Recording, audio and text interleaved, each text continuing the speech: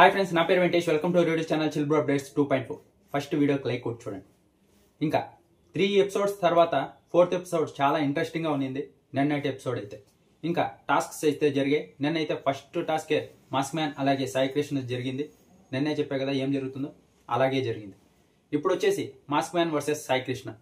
ఇద్దరు గుండు కొట్టించుకోవాలి, అది హాఫ్ గుండు కొట్టించుకోవాలి. కొట్టించుకున్న తర్వాత సీజన్ మొత్తం, ఒకవేళ బిగ్ బాస్ సీజన్ 9 సెలెక్ట్ అయితే సీజన్ మొత్తం అలానే ఉండాలి. సాయి కృష్ణ అయితే ఒప్పుకోలేదు, కానీ మాస్క్ మ్యాన్ మటుకు ఏ మాత్రం ఆలోచించకుండా ఒప్పుకున్నాడు. ట్రిమ్మర్ తీసుకొని ఒక్క క్షణం కూడా ఆలోచించలేదు, టకాని హాఫ్ గుండు కొట్టేసుకున్నాడు.